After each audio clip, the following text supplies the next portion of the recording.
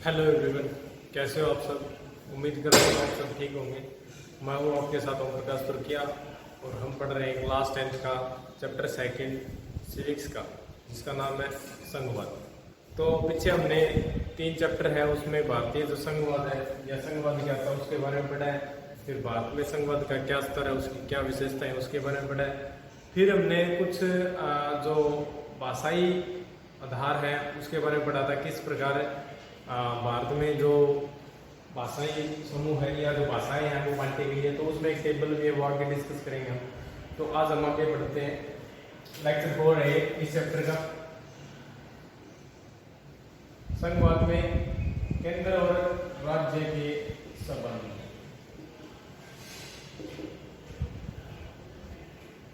केंद्र और राज्य के संबंध, क्योंकि आपको पता होगा कि संघवाद में जो शक्तियों का बंटवारा होता है वो क्या होता है, अलग अलग होता है। केंद्र के पास अलग शक्तियाँ होती है, राज्य के पास अलग शक्तियाँ होती है। और अगर हम ये देखें कि किस तरह से राजनीतिक व्यवस्था चलता है, तो ये डिपेंड करता है, निर्भर करता है केंद्र और राज्य है जो संविधान में लिखे गए हैं उन सभी नियमों का अनुसरण करते हैं, उनको मानते हैं और उसी आधार पे क्या संघवाद है वो चलता है। अगर राजनीतिक चरित्र है किसी भी पॉलिटिकल पार्टी है, कोई भी राजनीतिक पार्टी हो किसी भी देश में, अगर वो रूल रेगुलेशन को फॉलो नहीं करेंगे, उसको नहीं मानेंगे, तो उनके बीच में जो संबंध है वो क्या ठीक तरीके से है वो नहीं चलेंगे। और मजबूत करने में जो वास्तविक जो हम कह सकते हैं केंद्र और राज्य के बीच में या जो संघवाद है उसका मजबूत रूप से किसी देश में चलना, या अलग अलग सरकार के पास अलग अलग शक्तियां होती हैं, इनका मजबूत रूप से चलना है, किस पे निर्भर करेगा, वहां की जो राजनीतिक चरित्र है, राजनीतिक दल है और जो नेता है, लीडरशिप है, उसके ऊपर डिपेंड करता है। ठीक है, कई बार हमने ये भी देखा है कि केंद्र और राज्यों के बीच में जो संबंध है क्या वो बहुत खराब हो जाते हैं, या ये मानिए कि केंद्र में अलग सरकार हो और राज्य में अलग सरकारें हो, तो उनमें जो उनके बीच में जो मतभेद है वो क्या उभर कर सामने आते हैं और वो वहाँ के जो जितने भी प्रोग्रेसिव वर्ग है, डेवलपमेंट के कार्य हैं वो क्या रुक जाते हैं, उसमें क्या अड़चने हैं वो कई तरह के पैदा हो जाती है। और हमने ये भी देखा है कि हमारे जैसे देश में जहाँ एक पार्टी का जो राज है या हम कह सकते हैं शासन है वो कई सालों तक रहा है, तो उसमें ये भी है कि उस सरकार ने क्या किया, कई बार राज्य सरकारें हैं उनकी शक्तियों, अपनी शक्तियों, केंद्र सरकार ने क्या किया, जो एक पार्टी का रूलिंग रहा है उन्होंने अपनी शक्तियों को क्या है, जो जहां मान लीजिए लोकल सरकारें होती है, राज्य में दूसरी पार्टी की सरकार होती है, वहां पर क्या प्रेशराइज किया। और कई बार ऐसा भी हुआ कि वहां की राज्य सरकारों को भंग कर दिया गया। ठीक है, कैसे, उदाहरण के लिए मान लेते हैं कि अभी केंद्र में क्या है, मान लेते हैं बीजेपी सरकार है, ठीक है, और राज्य में है मान लेते हैं कांग्रेस की सरकार। ठीक है, इसी राज्य में जैसे पंजाब में है, पंजाब में राज्य सरकार, पंजाब में क्या है कांग्रेस की सरकार और सेंटर में क्या है केंद्र में, ठीक है, वो है केंद्र सरकार। मैं यहाँ केंद्र सरकार लिख देता हूँ। तो वो क्या करेंगे, स्टेट और आप मैंने बताया राज्य और केंद्र के बीच में जो संबंध है वो क्या डिपेंड किस पे करते हैं, सेंटर पे। और कई बार उनमें डिस्प्यूट हो जाता है, विवाद हो जाता है। आपको याद होगा मैंने एग्जांपल एक बताया था आपको, जब सीबीआई का एक केस हुआ था जिसमें मैंने बताया था किस तरह से पुलिस व्यवस्था है वो, सीबीआई है वो सेंट्रल गवर्नमेंट के अंदर, पुलिस है वो क्या वहां राज्य सरकार के अंदर है, तो उनके अंदर विवाद हो जाता है। तो सुप्रीम कोर्ट का एक बाद में एक ऑर्डर आया था जिसमें ये कहा गया था कि कोई भी केंद्र सरकार है, राज्य सरकार को क्या है बिना कोई जो आप कह सकते हो जो आपातकालीन शक्तियां होती है या कुछ गृह युद्ध जैसी स्थिति हो उसके बेसिस पे क्या भंग नहीं कर सकती बिना वजह। ठीक है, उसका एक प्रोविजन पूरा आया, ऑर्डर है, तो क्या उसको मानना पड़ा। इसीलिए आप देखते हैं कि आज है केंद्र सरकार चाहे उनके अपोजिशन की हो, हाँ विधायक जो तोड़ते हैं या खरीद फरोख्त होती है वो क्या अंदर ही अंदर है वो चलती रहती है, या वो पार्टी है वो क्या करते हैं दूसरे, जैसे मान लीजिए एक पार्टी है वो कांग्रेस है और बीजेपी है सेंट्रल गवर्नमेंट में, वो क्या करेंगे विधायक तोड़वा देंगे, या कांग्रेस पार्टी सेंटर में और बीजेपी है वो राज्य में, तो वो उनके विधायक खरीद फरोख्त है वो चलती रहती है, मतलब सरकार गिराने की कोशिश जरूर होती है।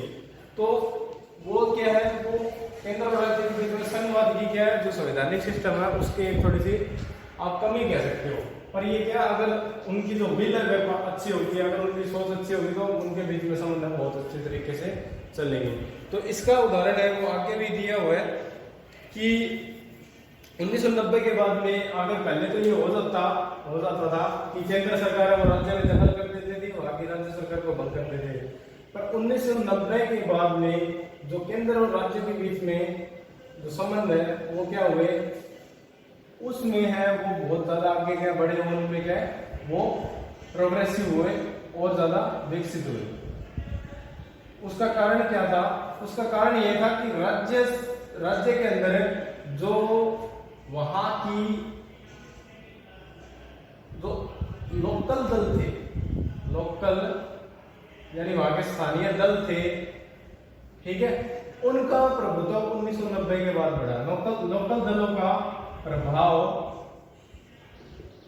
बढ़ गया 1990 के बाद। लोकल दल कौन से? आपने तो सुने, मान लो बीजेपी सुना है, ठीक है, बीजेपी सेंट्रल गवर्नमेंट में नहीं है बहुत अभी, और पीछे भी 2-3 बार अटल बिहारी वाजपेयी के टाइम में, ठीक है, एक बार जनता दल की सरकार थी तो वो रही है, और यहाँ कांग्रेस रही है। तो फिर अगर इसका मतलब तो ये पूरे देश में यही रूलिंग करेंगे, स्थानीय पार्टियां कहा जाएंगी। जैसे आपको पता होगा, हरियाणा की एग्जांपल ले लेते हैं हम। हरियाणा में आपको पता होगा कि इंडियन नेशनल लोकदल है, उसकी सरकार है वो कई सालों तक रही है, ठीक है। हरियाणा विकास पार्टी सुना होगा आपने, उनकी भी सरकार रही है। अन्य राज्यों में देखोगे आप, उत्तर प्रदेश की बात करोगे तो वहां पर समाजवादी पार्टी है, ठीक है, बीएसपी है। बीएसपी तो वैसे राष्ट्रीय पार्टी है, ठीक है, समाजवादी पार्टी है। बिहार में है आरजेडी है, ठीक है। इस तरह से क्या जो वहां की जो स्थानीय है, जैसे महाराष्ट्र में शिवसेना है, ठीक है। तो वो जो लोकल दल है उनका प्रभाव है वो 1990 के बाद में बढ़ गया। इसीलिए क्या है, जब केंद्र में सरकार बनती है तो उनको लोकल दलों का सहयोग वो लेना पड़ता है। सरकार कैसे बनेगी, आपको सिनेरियो बताता हूं कि केंद्र में सरकार कैसे बनती है।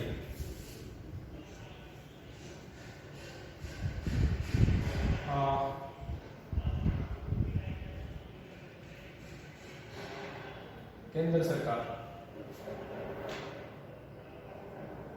सेंट्रल गवर्नमेंट कैसे बनेगी? हमारे देश में एमपी इलेक्टेड होते हैं 543 एमपी, ठीक है, इतने एमपी इलेक्टेड होते हैं।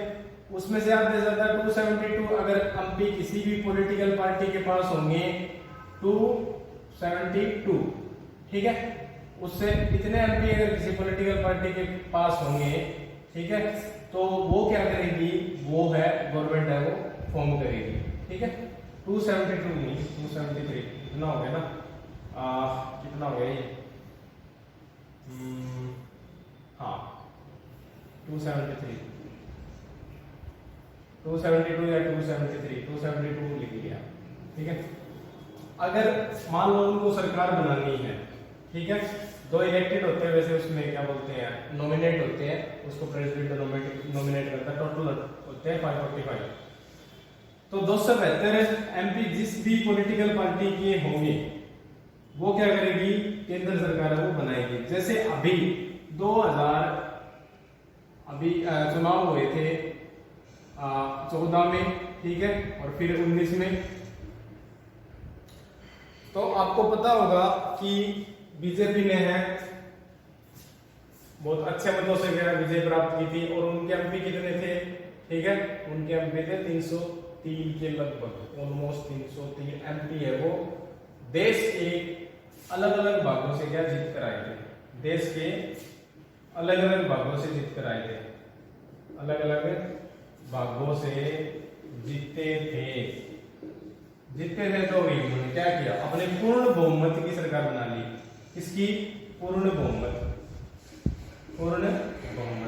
तो अगर कोई पॉलिटिकल पार्टी पूरे देश में 272 सीटें हैं, एमपी अगर उसके जीत के आ जाते हैं तो वो पूर्ण बहुमत में अपनी मर्जी की सरकार बना लेगी, अपने हिसाब से, ठीक है, अपने हिसाब से चलेगी वो, ठीक है, उसको कुछ भी नहीं करना है।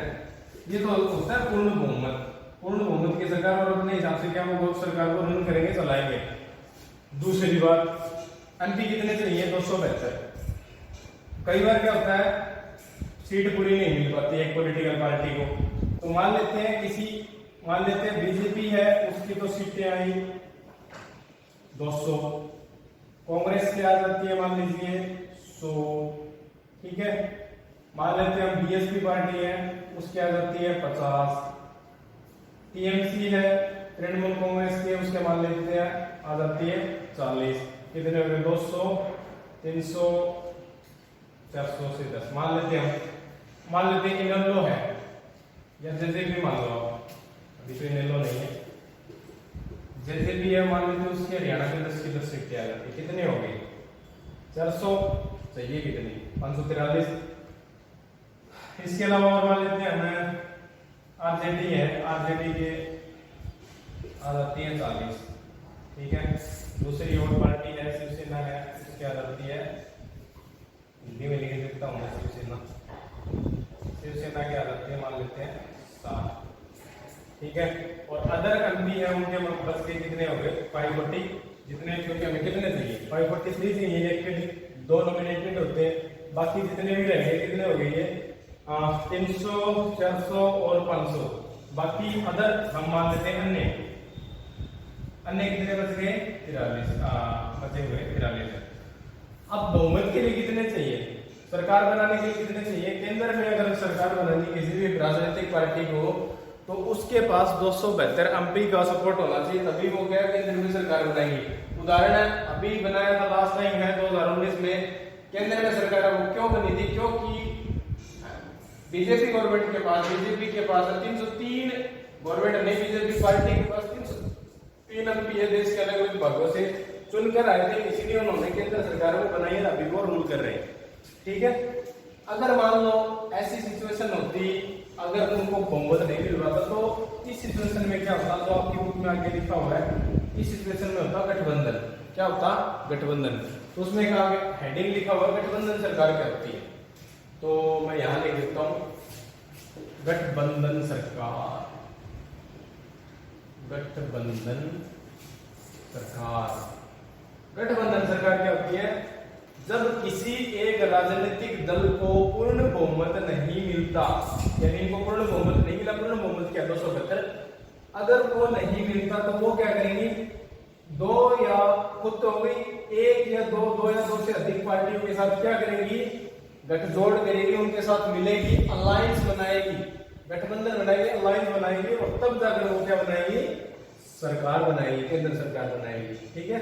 तो उसको बोलते हैं गठबंधन की सरकार। समझ में आ गया होगा, उम्मीद करता हूं आपको। गठबंधन सरकार किसको कहेंगे, कि जब किसी देश में किसी भी राजनीतिक पार्टी को पूर्ण बहुमत न मिल पाए, और जैसे भारत की बात करें तो वहां क्या करेंगी, 2 या 2 से अधिक पार्टियां मिलकर क्या करेंगी, वो क्या करेंगे, गठबंधन बनाएंगे और सरकार है वो बनाएंगी। तो बीजेपी क्या करेगी, इस सिचुएशन में क्या हो सकता है, इसको अलग छोड़ दे, इनकी 200 रहेगी, बाकी सारे एक साथ मिल जाए, ठीक है, या ये है इनको अलग छोड़ दे, 100 सीटें इनकी रह जाएंगी, ठीक है, बाकी है सभी एक साथ मिल जाएंगे, ठीक है। इस तरह से क्या है सरकारें चलती है। और कौन सी गठबंधन की सरकार चली थी, लास्ट टाइम 2004 में जब इलेक्शन हुए थे, मनमोहन सिंह जब प्राइम मिनिस्टर बने थे, तब गठबंधन की सरकार थी, जो यूपीए की सरकार थी, ठीक है। और फिर बाद में 2008 में इलेक्शन हुए, 2009 में, तो तब भी सरकार बनी थी, फिर वो सरकार चली थी 2014 तक, ठीक है, गठबंधन की सरकार। 2014 के बाद भी यही सिचुएशन हुई, ठीक है। बीजेपी के पास बहुमत तो नहीं था, पर उनके पास कई पॉलिटिकल पार्टियों का क्या था, सपोर्ट था, ठीक है, तभी उन्होंने सरकार बनाई और चली। और एक बार ये भी बात हुई, उनके एमपी है शायद 1-2 की तो डेथ हो गई थी, कुछ एक ने रिजाइन दे दिया था, तो इनकी संख्या वो 272 से शायद 268 पता नहीं 269 के लगभग हो गई थी। तो कांग्रेस ने क्या कर दिया, वो क्या बोलते हैं, एक बिल पेश कर दिया कि सरकार वो गिर गई है, इसलिए बहुमत साबित करके दिखाओ। तो उन्होंने साबित कर दिया बाद में कि हमारे पास तो मेजोरिटी है पूरी। तो गठबंधन सरकार समझ में आ गया आपको, अच्छी बात है। आगे देखते हैं, उसमें एक बहुत खतरनाक इमेज बनाई हुई है। हाँ, एक एग्जांपल और गठबंधन का हमारे हरियाणा में आज के टाइम में है, अभी जो है अब भी गठबंधन की सरकार चल रही है मनोहर खट्टर की। उनका गठबंधन कौन सी पार्टी के साथ है? जेजेपी के साथ है। राज्यों में भी गठबंधन की सरकार है वो चलती है। ठीक है, इतना समझ में आ गया। तो अब बात आती है गठबंधन सरकार से महत्व क्या है, उसका फर्क क्या पड़ता है। पहला तो क्या है, इससे जो केंद्र और राज्यों के बीच में जो संबंध है क्या वो अच्छे होने लगे। तो क्या होता था, अब मान लीजिए जेजेपी के साथ है बीजेपी का गठबंधन है और जेजेपी सरकार है वो रूल कर रही है मान लीजिए हरियाणा में, तो वो क्या करेंगे, बीजेपी ये चाहेंगे कि उनके एमपी है उनकी पार्टी को सपोर्ट करें, बीजेपी को सपोर्ट करें। तो क्या करेंगे वो, उनको क्या है वो वही बात है, जितनी भी योजनाएं होंगी जब बजट जारी होगा तो वो उसके लिए ज्यादा काम करेंगे। ठीक है, तो ये जो नया ट्रेंड है, सत्ता का जो बंटवारा है ये अच्छे तरीके से चला और इससे क्या हुआ, शक्तियों को क्या अच्छे तरीके से यूज होने लगा और एक नई तरह की संस्कृति है पनपी, जिसमें राज्य सरकारों को अधिक अधिकार देना या जो स्वायत्ता देने की जो परंपरा है वो शुरू हो गई।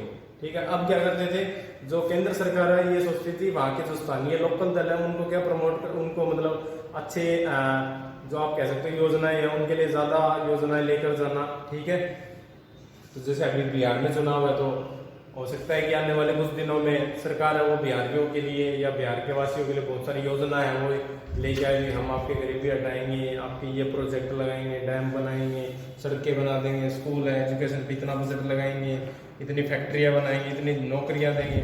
तो ये सिनेरियो है, ये सिस्टम है वो चलता है। आगे देखते हैं, अभी हम एक टेबल उसको डिस्कस करते हैं जो लिखी हुई है, भारत में भाषाई विविधता। भारत में भाषाई विविधता, भाषाई विविधता। आपको पता होगा दो चीजें होती है, एक तो होता है भाषा और एक होता है बोली। बोली तो जैसे हर कुछ किलोमीटर पे बदल जाती है। ठीक है, अगर आप आदमपुर में जाओगे तो वहां पर बोलने का अलग टोन है, अलग बोली है। अगर आप आदमपुर से फिर अगरवा की तरफ जाओगे वहां अलग टोन, अगरवा से बरवाड़ा फिर वहां पर अलग है। ठीक है, बरवाड़ा से कैथल आगे तक चले जाओ, चंडीगढ़ तक, तो क्या बोली बदलती रहती है। पर भाषाई क्या होती है, भाषाई विविधता बहुत ज्यादा पाई जाती है।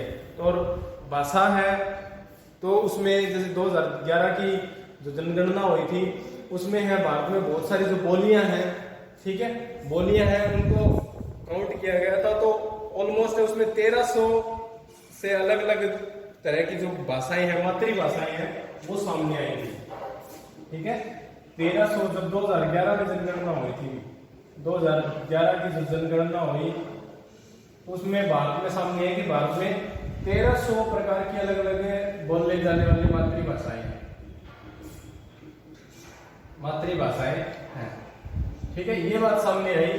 पर अब ये तो है नहीं कि 1300 भाषा तो सबको संवैधानिक अधिकार दिया जाए। तो उसमें से कुछ प्रमुख भाषाएं हैं, उनको भारत की जो भाषाओं के साथ समूहबद्ध किया गया, मतलब इनको इकट्ठी किया गया। ठीक है, जैसे आप मान सकते हो, जैसे समूहबद्ध कैसे, जैसे मारवाड़ी है, भोजपुरी है, बुंदेलखंडी है, झारखंडी है। ठीक है, उनको क्या है समूहबद्ध किया गया। अब मारवाड़ी भाषा है, ठीक है, तो जो मातृभाषा है वहां की, राजस्थानी जैसे कह सकते हो आप। अब उसको क्या किसके साथ मैच किया गया, हिंदी के साथ मैच किया गया। अब हरियाणवी है, जैसे उसको मान लिया गया कि हिंदी स्पोकन है, हिंदी बोलने वाले। तो इस तरह से मर्ज करके गया। टोटल जो हमारा संविधान है उसमें जो 8वीं अनुसूची है, इसकी हमारे संविधान की जो 8वीं अनुसूची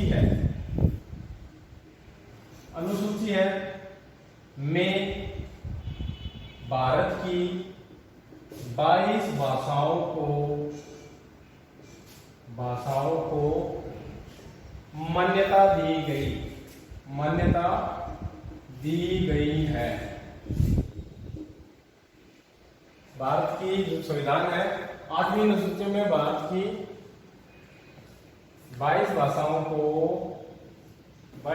को मान्यता दी गई है अभी। ठीक है, उसमें कुछ भाषाएं आप उस बुक में देख सकते हो, और जिसमें हम मैन अगर मानते हैं तो उसमें बहुत सारी भाषाएं हैं। जैसे स्टेट वाइज आप याद रख सकते हो, जैसे कुछ एक का नाम है मैन है, याद नहीं रखने, एग्जाम में नहीं पूछा जाएगा कि वहां पर कौन सी भाषा बोले, बस वैसे फॉर्मली आप ध्यान रख सकते हो, टेबल में दे रखा है।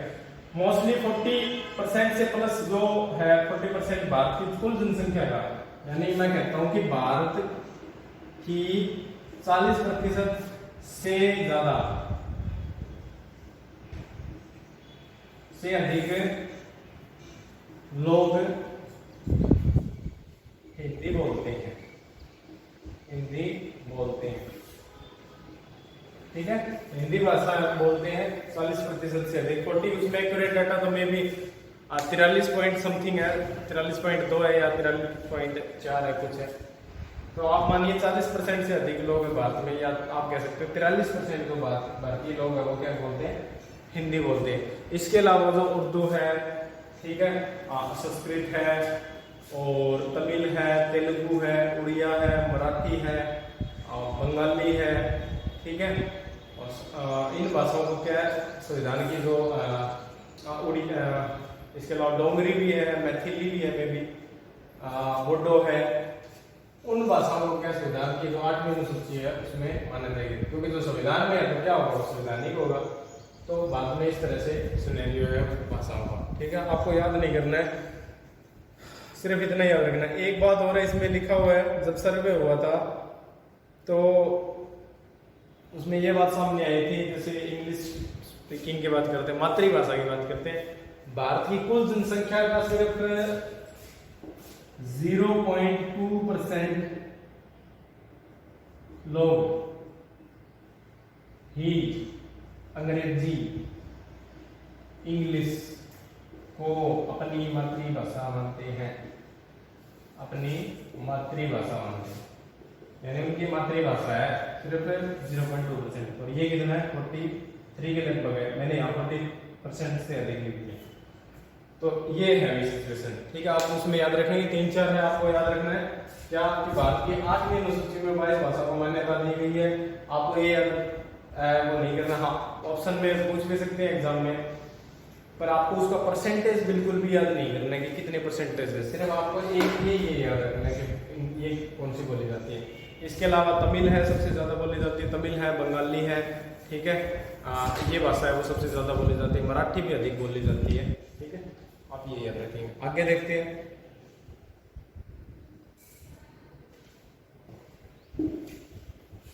आगे हमारा विकेंद्रीकरण, भारत में विकेंद्रीकरण,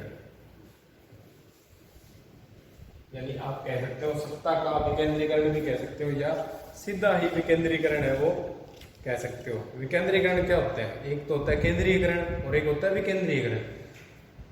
यानी जब पावर को क्या कर दिया जाए, बांट दिया जाए, ठीक है। सत्ता का अगर विकेंद्रीकरण की बात करेंगे, भारत में सत्ता का विकेंद्रीकरण क्या होगा, जब शक्तियां हैं, संविधान की जो शक्तियां हैं वो केंद्र और राज्य सरकार के अलावा स्थानीय सरकार को अगर दी जाती है तो उसको क्या बोलते हैं, विकेंद्रीकरण या स्थानीय सरकार, विकेंद्रीकरण। भारत में विकेंद्रीयकरण,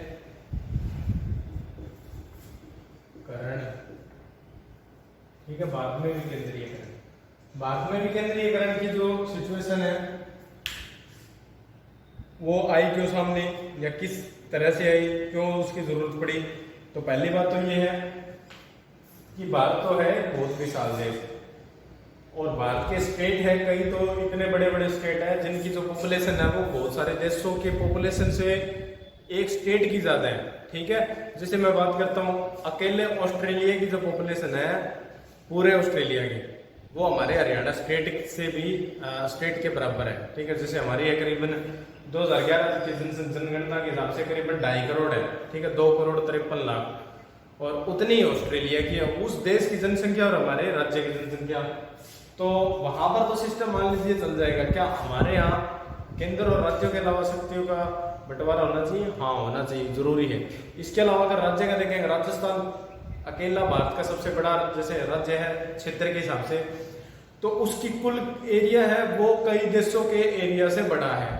दूसरी बात, उत्तर प्रदेश की जनसंख्या वो करीबन 16-17 करोड़ है, और आप अगर देखोगे बहुत सारे ऐसे देश है, ठीक है, कुछ एक देशों को छोड़ दिया जाए, अमेरिका है, ब्राजील है, इंडोनेशिया है, बांग्लादेश, पाकिस्तान, चाइना है, ठीक है, इन देशों को छोड़ दिया जाए, बाकी यूरोप के अधिकतर देशों से अकेले उत्तर प्रदेश की जनसंख्या ज्यादा है, ठीक है। और इसके अलावा महाराष्ट्र की जनसंख्या जर्मनी की कुल जनसंख्या किससे भी ज्यादा है, ठीक है। तो ये सिचुएशन है। तो भारत में और विविधता आपको पता ही होगा, एक स्टेट में इतनी विविधता पाई जाती है, हमारे एक राज्य में इतनी विविधता पाई जाती है। जैसे आप उत्तर प्रदेश की बात करोगे, अगर आप दिल्ली के पास देखोगे तो वहां पर चाहे वो शिक्षा हो, स्वास्थ्य हो, लोगों के बोलने का जो तरीका हो, या उनका जीवन यापन करना हो, आर्थिक क्रियाएं, कुछ भी लगा लीजिए आप, ठीक है, वो क्या है, वो पूर्वी यूपी से बिल्कुल अलग है। तो एक राज्य में इतनी विविधता है तो पूरे देश में कितनी डाइवर्सिटी है, वो विविधता पाई जाएगी। तो इस चीज को है समझते हुए भारत में क्या किया गया, भारत के संविधान में जो एक स्थानीय सरकार है उसको इंट्रोड्यूस किया गया कि केंद्र और राज्य के अलावा, यानी एक तो होता है केंद्र सरकार होती है, ठीक है, एक होती है राज्य सरकार। तो उसके अलावा, इन दोनों के अलावा भी जो एक स्थानीय सरकार है उसका होना जरूरी माना गया। स्थानीय सरकार का अस्तित्व है, होना जरूरी माना गया कि स्थानीय सरकार भी होनी चाहिए। क्यों होनी चाहिए स्थानीय सरकार? स्थानीय मुद्दों के लिए। अब मान लीजिए किसी गांव में जो स्थानीय मुद्दा है, कोई स्थानीय समस्या पैदा हो गई है कोई, तो अब उसका सॉल्यूशन है प्रधानमंत्री थोड़ी करेगा। उनका काम क्या है, वो अधिकार है वो स्थानीय लेवल पर पहुंचा सकते हैं कानून बनाकर, ठीक है। अगर हाँ ये मान लेते हैं, हाँ जिम्मेवारी है उनकी किसी भी गांव की अगर कुछ होता है, पर वो क्या कर देते हैं, अधिकारों को क्या है उसमें बांट कर उनको दे देते हैं, चाहे वित्तीय सहायता हो, चाहे आप ये कह सकते हो अधिकार हो, बहुत सारे हो, क्या वो बांट देते हैं, राज्य उनको दे देती है, ठीक है। इस तरह से क्या उसकी जरूरत पड़ी थी। तो कुछ एक इसमें पॉइंट्स है, जैसे कि जब किसी भी तंत्र में स्थानीय अगर ढांचा आता है तो संघीय व्यवस्था है वो बहुत मजबूत आती है, ठीक है। तो इससे क्या होता है, वहां के जो स्थानीय स्तर के मुद्दे हैं वो बहुत अच्छे ढंग से उनका निपटारा हो जाता है, और लोगों को ये भी बात की अच्छी समझ होती है कि पैसा वो कहाँ खर्च करना चाहिए और किस जगह पे खर्च करना चाहिए। अब सरपंच को पता होगा या गाँव के जो स्थानीय लोग हैं या स्थानीय जो क्षेत्र है, जिला परिषद या पंचायत समिति है, उनको पता होगा कि गाँव के यानी जहाँ वो उनका क्षेत्र है वहां पर क्या समस्या है, उनको पता होगा। न कि तो केंद्र सरकार में प्रधानमंत्री होते हैं, राष्ट्रपति होते हैं, हो सकता है मुख्यमंत्री को भी ना पता हो, ठीक है। तो इसीलिए कह रहा हूँ स्थानीय मुद्दों को, मान लीजिए किसी एरिया में सड़क है वो कई सालों से बनी नहीं है, 5-10 सालों से बनी नहीं है, अगर मान लीजिए वहां पर कोई कभी भी किसी भी मुख्यमंत्री का आना ना हुआ, कोई भी एमपी अगर वहां आता हो, तो वहां पर वो मुद्दा वहां ले जाएगा कौन, उसको रिपेयर कौन करवाए, ठीक कौन करवाए। तो कई बार क्या होता है, स्थानीय मुद्दों की पहुंच बनाने के लिए क्या होता है, स्थानीय सरकार का होना क्या बहुत जरूरी हो जाता है, और वो हमारे देश में पाई जाती है। इसके अलावा लोग, क्योंकि लोकतंत्र में संघवाद है लोकतंत्र का एक बहुत, जिस देश में लोकतंत्र होगा वहां तो संघवाद होगा ही होगा। तो लोकतंत्र की क्या है, ये बहुत इससे क्या जुड़ा हुआ है, बहुत अच्छे तरीके से संबंधित है। अगर जिन देशों में स्थानीय सरकार होगी तो स्थानीय सरकार होगी तो उससे क्या होगा, लोगों में भागीदारी बढ़ेगी, लोगों की भागीदारी बढ़ेगी, और लोगों की भागीदारी बढ़ेगी तो उससे क्या होगा, लोकतंत्र है वो मजबूत होगा। लोकतंत्र क्या होगा, मजबूत होगा। लोकतंत्र यानी जब लोग मिलकर चलाएंगे देश को, तो वो देश क्यों नहीं अच्छे तरीके से चलेगा। सिर्फ गुने सुने लोगों के पास अगर सत्ता होगी तो वो देश तो क्या होगा, वो या तो जो राजतंत्र की तरफ जाएगा, या जो तानाशाही की तरफ जाएगा, या परिवारवाद का जो सिस्टम है वो हो जाएगा।